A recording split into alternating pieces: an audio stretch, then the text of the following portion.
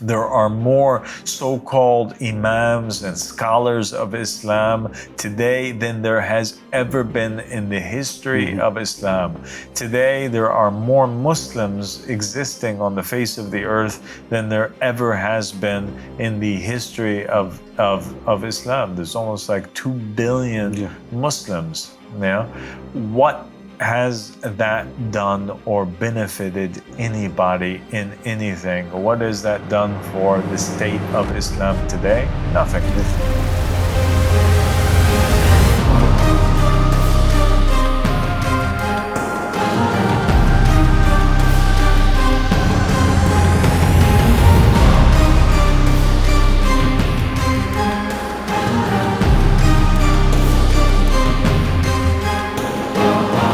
أعوذ بالله من الشيطان الرجيم بسم الله الرحمن الرحيم اللهم صل على محمد وآل محمد الإمام والمهدينا وسلم تسليما السلام عليكم ورحمة الله وبركاته. My dear brother and companion and friend on this path, Waqar. Wa alaikum salam wa rahmatullahi wa barakatuh, my Lord, and the Qaim from the family of Muhammad, from you is peace. God bless you, Waqar. Thank you, my Lord. Today we're going to talk about a very important narration,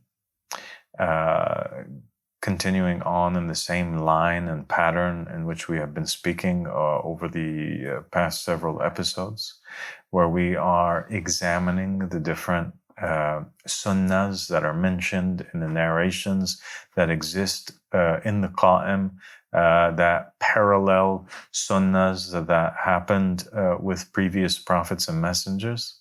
And that is because we have this large group of narrations from the Ahlul Bayt alayhim salam that can be broken down into two parts.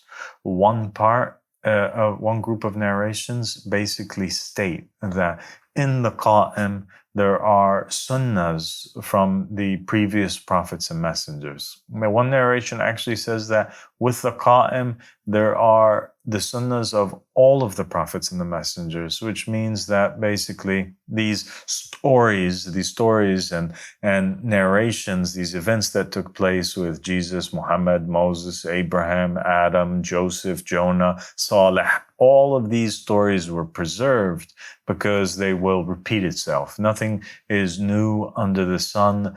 History repeats itself, and that's why, we mentioned that there is this narration in previous episodes that said that the Muslims will follow the sunnahs of those who come before them, step by step, so much so that if they were to fall into the lizard's hole, we would do the same thing, meaning the nation of Islam would follow that sunnah of the previous nations, and the divinely appointed imam or the Qaim will have with him the sunnahs of the previous prophets and messengers. The second group of narrations state that basically, at some point, the Qaim is going to revive, bring life to, resurrect the jurisprudences of the previous prophets and messengers. And so he works by and implements at some point the jurisprudence of Adam. And the people object to that. And he implements the jurisprudence of Abraham and that of Moses and that of Jesus, the Sharia, right? The laws. And then at some point, he goes and works by the laws of Muhammad sallallahu alaihi wasallam. And so there's this parallel that's drawn in the narrations that the Ahlul Bayt alayhim salam emphasized on, and we have to examine that in order that we take heed to their advice, and also that the believers may know what to expect in that time. If people only contemplated as they were commanded to in the Holy Quran, contemplated and thought over the words of Allah subhanahu wa ta'ala and His Messenger and the Ahlul Bayt alayhim salam, it would save them a lot of trouble.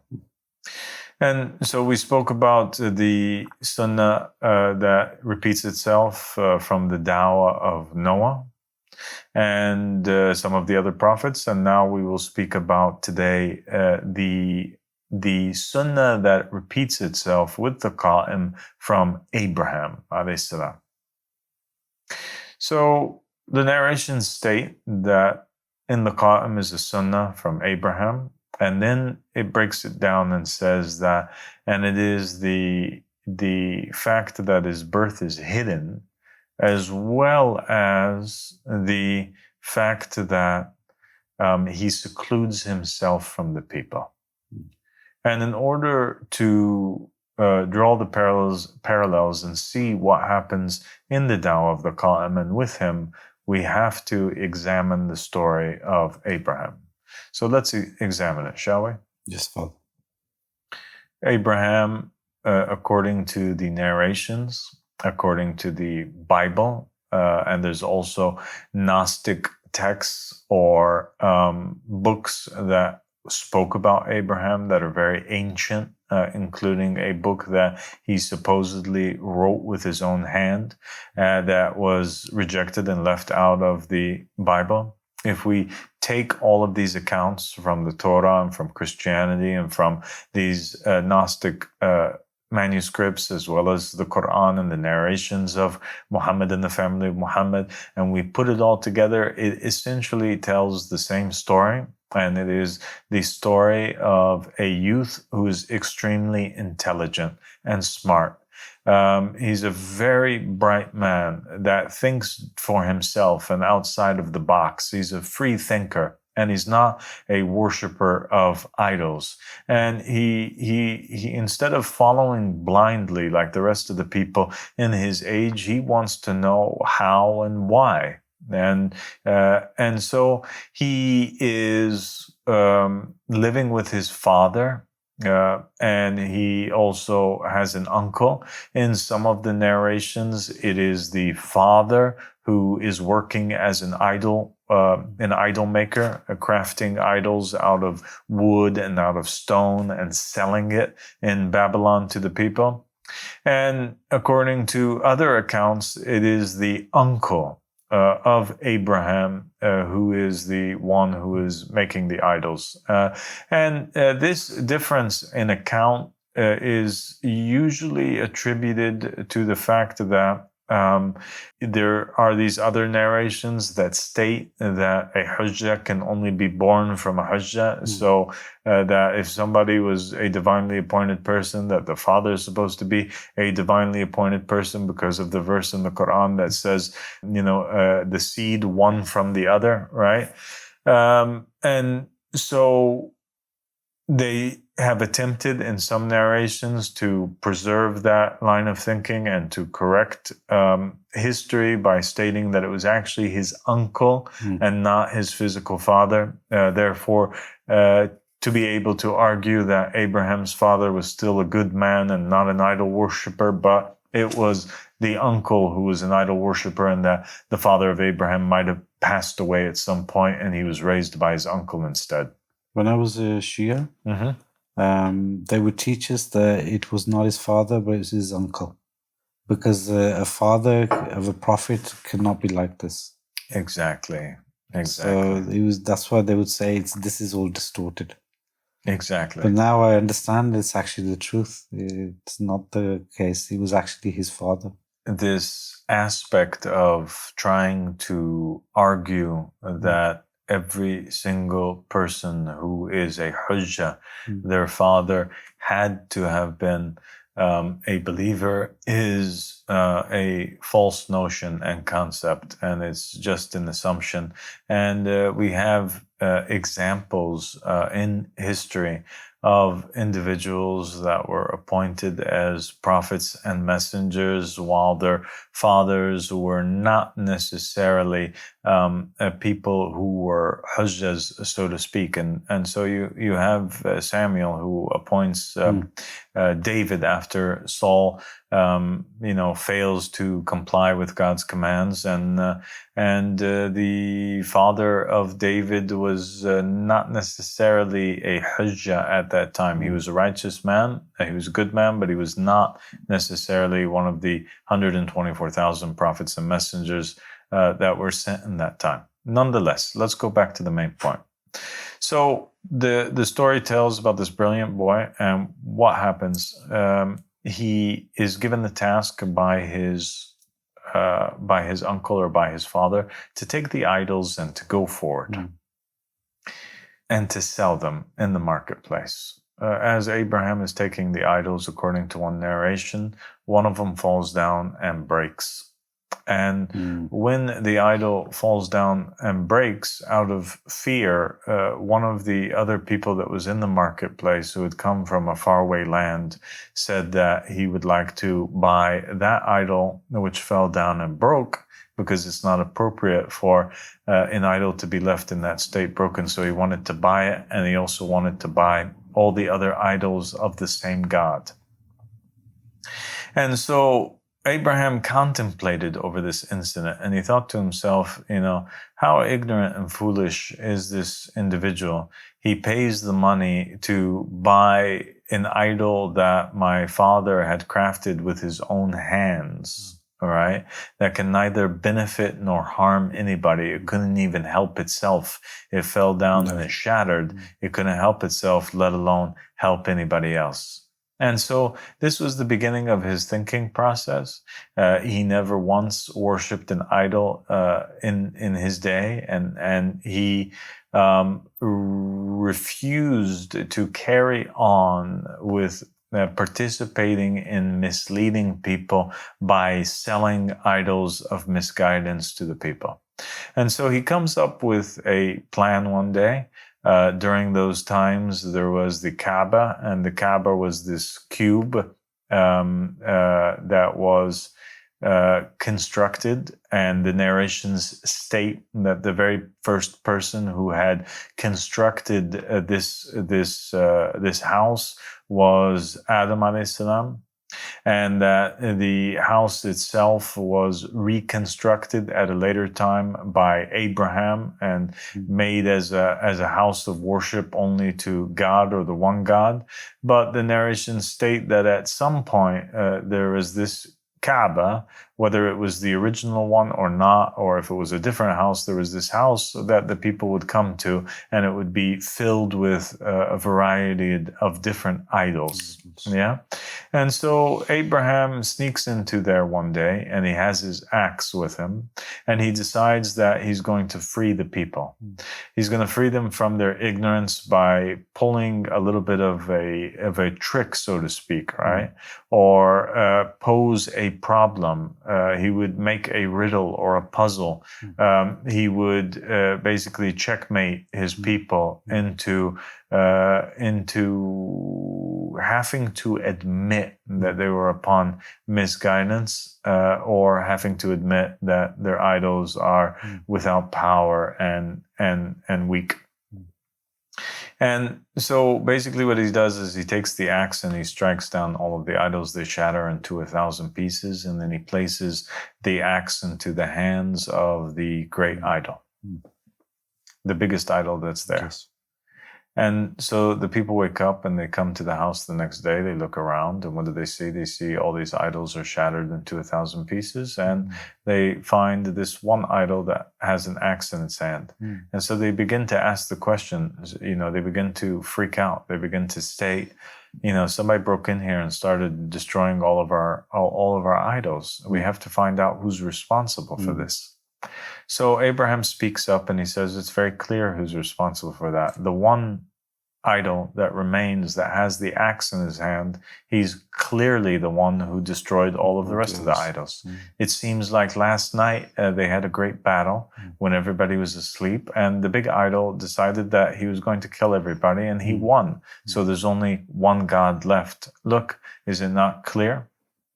And of course, the people, having heard that from Abraham and knowing that it is impossible that an idol made of wood or made of stone would actually move or do anything, they were forced to basically entertain that possibility, which they didn't believe in and they thought was impossible, or they had to admit that the idols actually cannot do anything. It's very amusing to listen to this story, but within it is a powerful message. It really is. Because I remember when I listened to it as a child, it got me thinking as well. It forces the person to think his situation. It does. And that's what Abraham did with his people. He forced them to think and to contemplate and to admit their own disbelief, to come face to face with the ridiculous nature of their belief system. Now, after that happened, obviously, the people began to blame Abraham for it.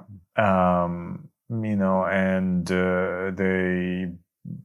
the news spread throughout Babylon that there is this heretic that is destroying idols, and that's telling the people that the idols can neither benefit nor harm. And this caused great danger on Abraham's life, and Abraham had to withdraw himself from society.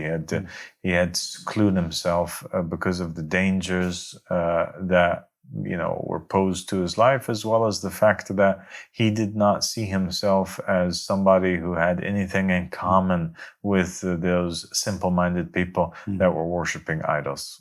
Okay? Yes. So, and then in the end, obviously, like, the incident takes place where he's arrested and he's brought forward and he's thrown into the fire, and his uncle or his father supports this decision, etc. That sunnah, the seclusion of Abraham from his people, was as a direct result of his disbelief in the idols and his existing within a society that was worshiping idols.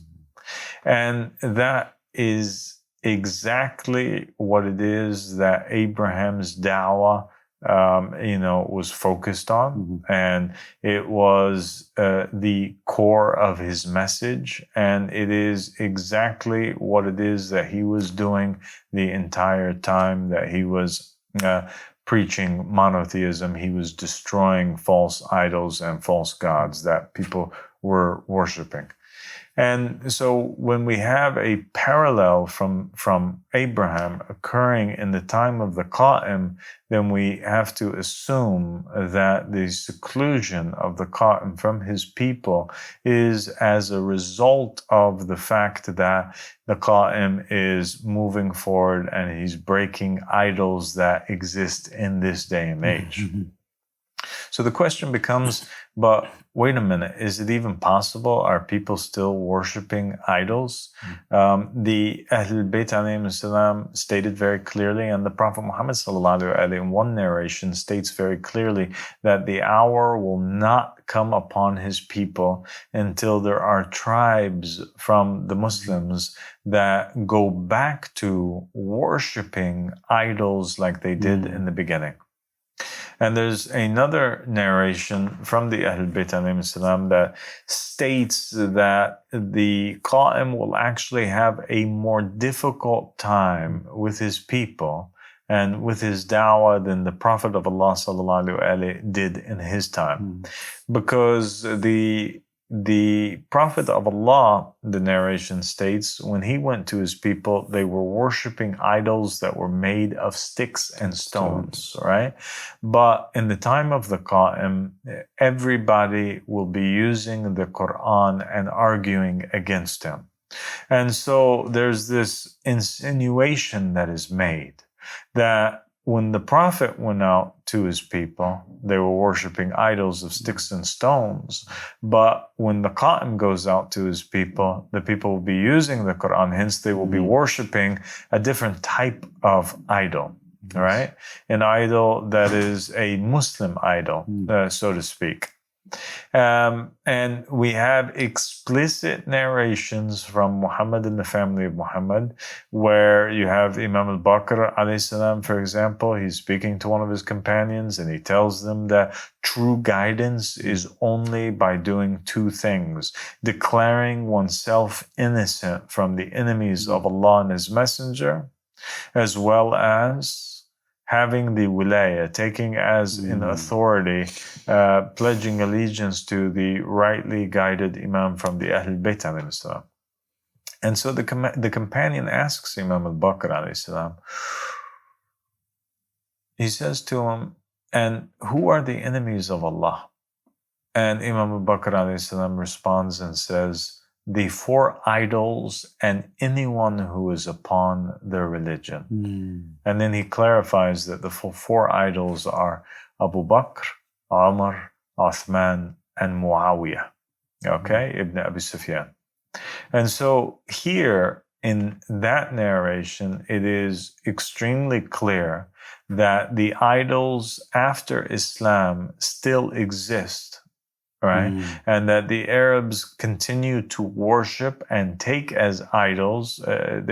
Each tribe or each people of the Muslims will continue to worship idols, but it's not the type of idols that existed before Islam, which were just sticks and stones, but there was an evolution that takes place in the polytheism that the Muslims and the Arabs were upon, the idols that were rejected by Abraham and by the nation of Islam, which were idols that did not speak and did not talk, got replaced with idols that now can walk and can talk and can speak, right?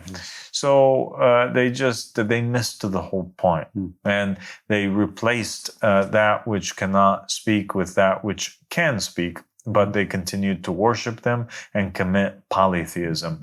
Another narration from the Ahlul Bayt alayhim salam specifically interprets a verse from the Quran in which it states that the people took their priests and their rabbis as gods besides Allah subhanahu wa ta'ala.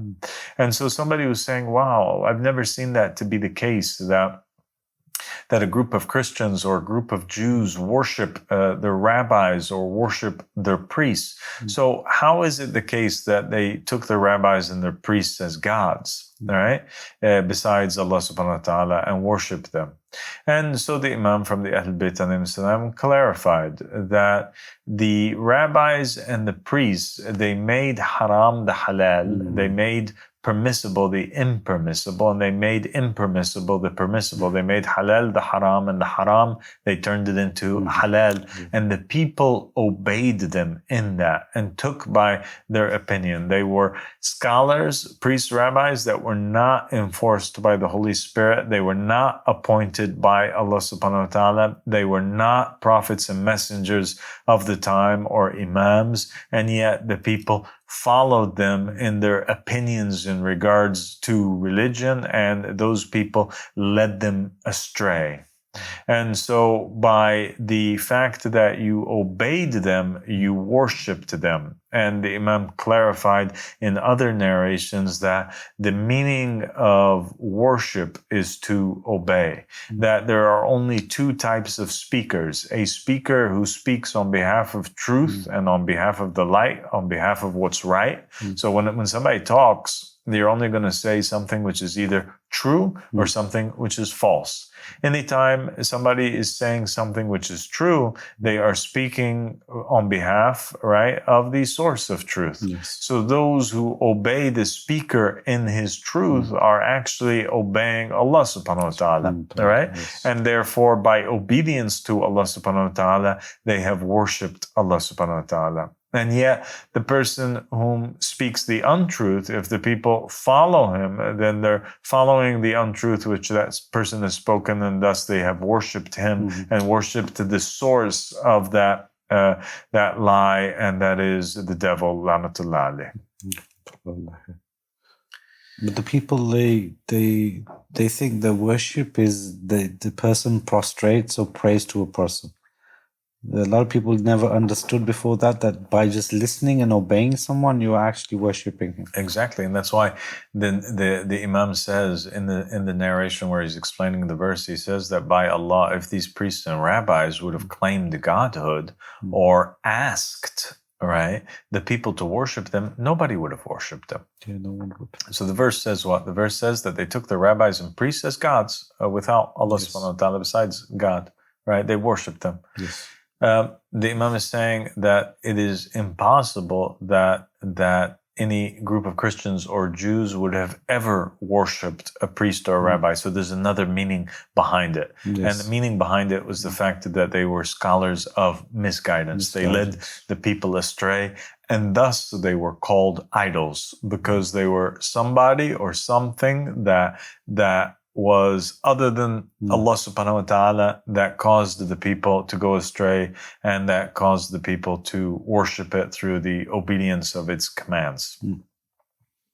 Other narrations from the Ahl Bayt alayhim salam have, declared that certain scholars, such as Abu Hanifa and others, basically the Imams from the Ahl Bayt alayhim salam referred to them as idols that were leading people astray. And so now we know that the meaning of idols is actually scholars, Yes. people that are speaking in terms of religion. In some cases, it's also referring to political leaders, mainly to scholars, but sometimes to political leaders, because you have, in the case of Abu Bakr, Umar, Uthman, and Muawiyah, political leaders, caliphs, whom are also assuming the chair of the supreme authority in regards to religion. They're claiming themselves to be the vicegerents or the successors of the Prophet of Allah. They're claiming themselves to be the princes of the believers, and for that reason, they are idols because they're misguiding people. So they've basically usurped these positions. They basically usurped these positions. And we also have examples of people like this that exist today, that are sitting on chairs of authority and that are basically assuming the highest office in terms of political power, and also the highest office in terms of religious authority. One of those figures is Ayatollah Khamenei. All right, and anybody who sits in that office, as well as the person who was before him, Khomeini, right, who established the so-called Islamic Republic of Iran. You have also in Sunni countries people like Mohammed ibn Salman, who is the highest authority in terms of the political power, but he is in charge of, like most of the Arab countries, the ministries of religion, all right, that and so he has the final say in terms of the religion that is being preached to the masses. And so any one of these Muslim leaders could be called an idol, as well as the scholars of misguidance that support them and call to them. Perfectly clear. Does that make sense? Perfect sense. Okay. So that's the environment that the Qaim comes into. He comes into an environment that resembles very much the environment that existed in the time of Abraham. You have tyrant who's in power in the time of Abraham, who is overseeing a society that is worshiping idols, and it is through the worship of the idols that that tyrant is maintaining his power. You have, in the time of the Qaim, tyrants who are sitting in the place of the Prophet of Allah over the Muslim nations, and they also are maintaining power through a group of idols that call people to obey them and to elect them and to worship them through the acceptance of their rulings. So it's actually the people that have put these people into power by accepting their authority. Absolutely. When I was in the United States, I had some interaction with the Islamic Society of North America. I had went to see what is going on in some of their conferences and their events and in their mosques. And what I found was taking place was that even though these societies, all right, or the society was claiming to be an Islamic one, it was actually just a political tool that was used and uses its scholars to move the masses of Muslims that exist within the United States to elect certain political candidates, all right? Yes. So they would build mosques throughout the country.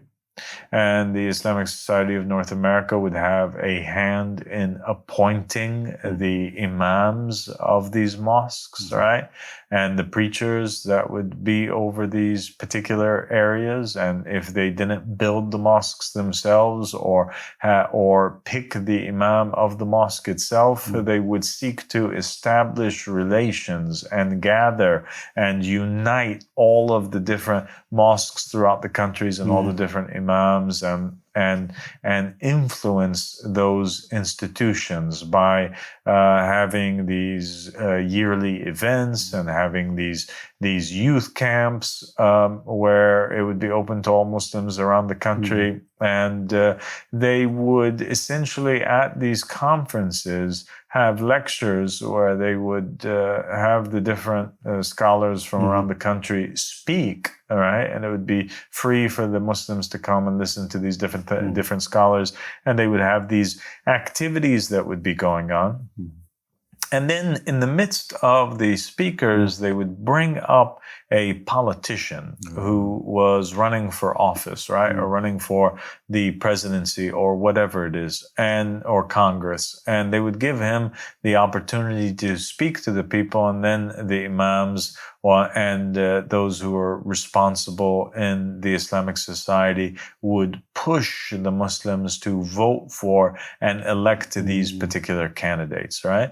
And they would claim that, this one is the one who's the most Muslim friendly and he's going to do good things for the Muslims, and that we have to, elect them. And that's pretty much like a pledge of allegiance that we're doing. And so when the Muslims accept the words of the scholars, right? We said previously, then they're worshiping them, right? Yes. And if it is a command that is from God, then it is worship of Allah subhanahu wa ta'ala. Yes. But if it's a command from the devil, then it is worship of the devil. And for sure, we don't have any evidence whatsoever that Muhammad and the family of Muhammad would require us to pledge allegiance to somebody who's not appointed by Allah subhanahu wa ta'ala, let alone somebody who's not a Muslim at all. Let alone somebody who's actually overseeing and funding wars against the Muslims themselves in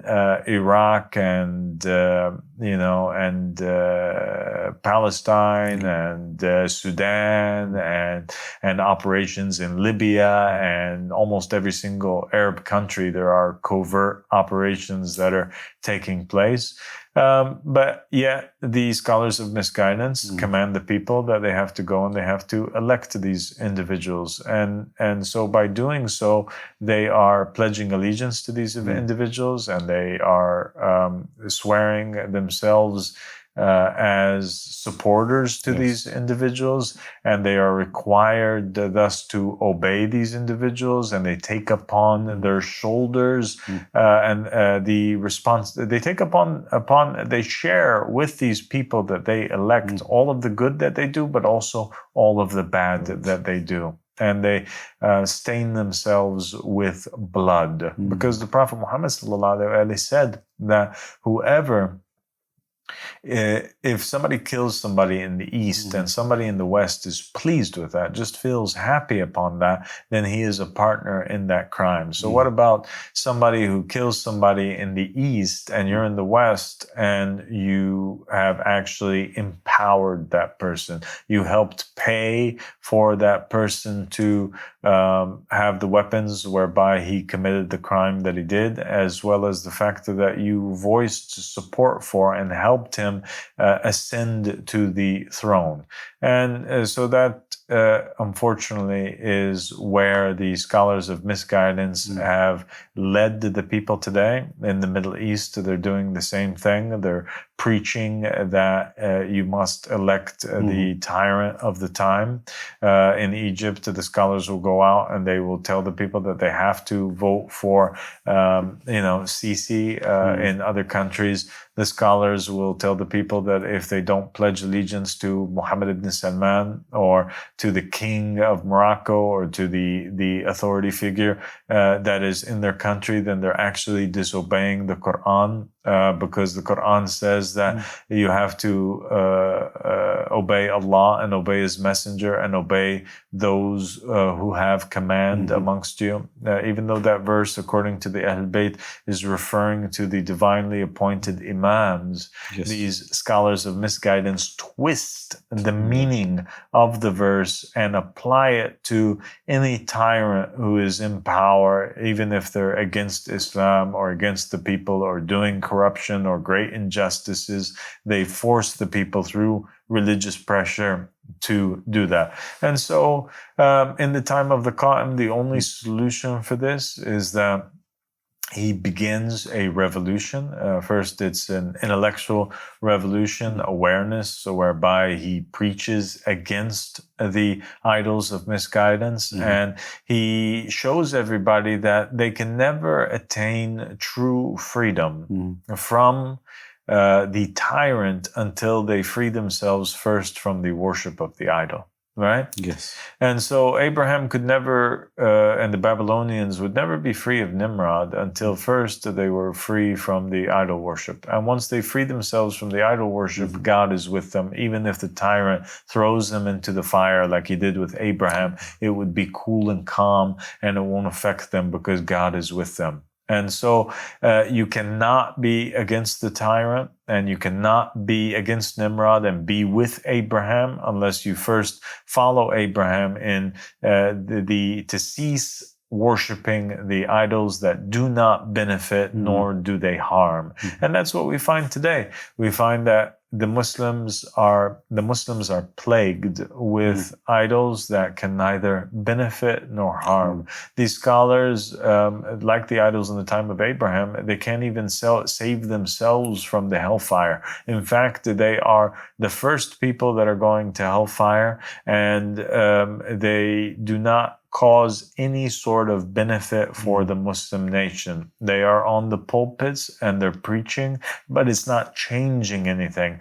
Poverty still remains in the Muslim lands. Wars are still taking place. The Muslims are still oppressed. The mosques are as numerous as it has ever been before in history. In history today, there are more mosques than there has ever been all over the world. There are more so-called imams and scholars of Islam today than there has ever been in the history of Islam. Today, there are more Muslims existing on the face of the earth than there ever has been in the history of Islam. There's almost like 2 billion Muslims. What has that done or benefited anybody in anything? What has that done for the state of Islam today? Nothing. Because those the 2 billion Muslims are all worshiping idols, and they're not really worshiping Allah subhanahu wa ta'ala, and those idols are misguiding people. You have people that are worshiping this scholar or that scholar, or doing by his opinion or doing by that one's opinion. And when in reality they should be breaking free from that and finding the Imam of their time, because the Prophet said that in every day and age there is an Abraham, and whoever dies and does not know the Imam of his time has died the death of ignorance. So the people are required to find Abraham in this day and age, and the Qaim is that Abraham in that time, and he is the one whom leads this call. And the call focuses a lot on freeing the people from these idols. And so we need a revolution. We need a revolution where we delete all of the idols of misguidance, that people turn against the scholars and they refuse to listen to them in anything. And that is the only way that Islam will be fixed. The narrations concerning the scholars, we've mentioned it many times in many episodes, they are frightening, Waqar, because they state that the Prophet himself was terrified over the Muslim nation from misguidance. And he tells them on many occasions, him and the Ahl Bayt that they fear for the Muslim nation, that they get led astray by something that's more dangerous than the armies of Yazid, that's more dangerous than the Antichrist Dajjal himself, and that is the scholars of misguidance. right? Yes. And we also have other narrations that state that in the end times, the mosques would be glamorous, but they would be free of guidance. Well, if they're free of guidance and they always have a scholar that's in them, that means that the scholars themselves are empty of any sort of guidance, that they're useless, that they're idols, that we're worshiping for no reason. Other narrations from the Ahlul Bayt alayhim salam have described the scholars of the end times as being the most filthy thing underneath the sky. And that from them the fitna emerges and to them it returns. And so these scholars that are standing by, and we see it right now, look at what's happening. There's a genocide that's taking place against Muslims, and nobody's speaking out about it. In fact, they arrest you if you do speak out about it, and they place you in jail. During the Iraq War, during the war in Libya, during every war, during every event of misfortune and oppression against the Muslim leaders do nothing, and the scholars of misguidance do nothing, because these false scholars are asking the people to do the opposite of something, and that is nothing. They're telling them that they need to be quiet, that they need to go to bed, that they need to support the tyrant, that they need not involve themselves in matters of politics because they don't know any better. They are a drug. They are a sleeping pill for the masses. They are something that is of the devil. Yes. So basically, they've turned the religion of Muhammad, peace be upon him, into a religion that was a religion of action, into a religion of inaction. Exactly. Which benefits nobody. Which benefits nobody. And so it is those idols, and for that reason that you find them being mentioned in the narrations as being the prime enemies of the Qaim when he emerges, and they're the ones that, and that's why you have them in narrations that stating that, during the events of the rise, that the Qaim kills 16,000 of them in Iraq, and that the Qaim has no greater enemy than the scholars of misguidance, etc. And so, we'll stop there, and we'll leave the people to reflect upon the fact that these idols are existing today, and we leave them with that choice, and the choice is clear, and that is to continue to worship idols of misguidance, or to join Abraham and his revolution against Nimrod and against the idols of this day and age. Thank you so much. Thank you so much, dear Waqar. Father, for making this so clear to me and everybody else that's watching this. And I bear witness that you are the only man on the face of the earth that is the man of action. God bless you. And you say what you do, and God is with you. And I have witnessed many times miracles that enforce that God is with you all the time. God bless and you. what comes out of your mouth is nothing but inspiration. Thank you so much, So Waqar. peace is from you and upon you, my Lord. God bless you. Thank you for having me today. Thank you, and peace be upon you too. Assalamu alaikum. Wa alaikum salam wa rahmatullah.